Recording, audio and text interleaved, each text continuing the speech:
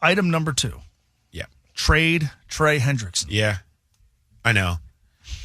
I'm not super thrilled with it either. Like I mentioned this a little bit in your first segment.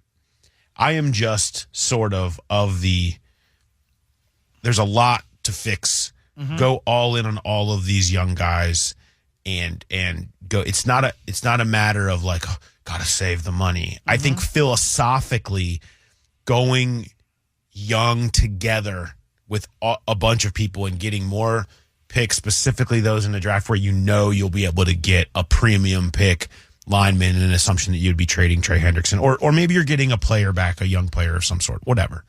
But knowing that you can add to that mix on top of what you already have, to add to that mix on a defensive line, can have that just gives you a unique juice. Mm-hmm. And you can cover more ground in terms of all the things they need to fix and throw more answers at the problem versus betting on, if you're talking about extension versus trade, because I think it's pretty clear here that would not be an easy path to making Trey play out this contract. They certainly can and eat the distraction and go forward and know that he'll go play.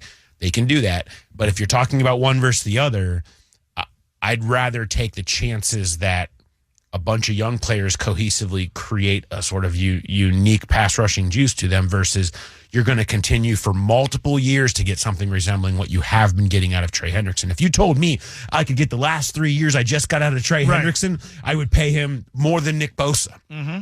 You know what I mean? It's not about Trey, the player. It's about the lack of precedent of getting that type of production when you start crossing the age that he's at. It's just his history. I got somebody came into my mailbag questions and was taking a shot at me like, hey, how about we get some brevity, bro? You didn't have to put all 50 of the top pass rushers with their ages from the last 5 years. Mm-hmm. And I said, yeah, I did. It was to prove a point visually. Mm-hmm. Keep going and keep going until you find someone who's 31 or older. Keep going, keep going. There's 50 names here, and it's just the 3 at the bottom.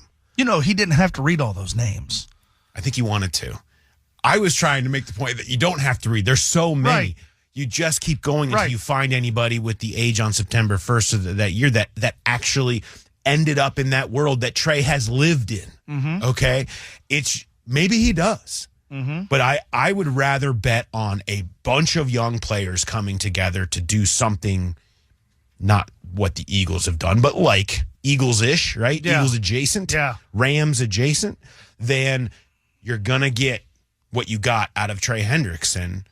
And building around that is fine. Like, I think you can win either way. I like personally the idea of doing that, taking some of that money and using it elsewhere, but mostly about just kind of throwing a bunch of young, talented, athletic players at this pass rush. If the goal of the franchise is to have the smoothest offseason ever, then we are taking off the table having him play out the last year of his deal. So then it comes down to an either-or thing. For me, at least, trade or extend. And I'm just not that interested in Trey Hendrickson in 2027 being paid for what he did in 2024.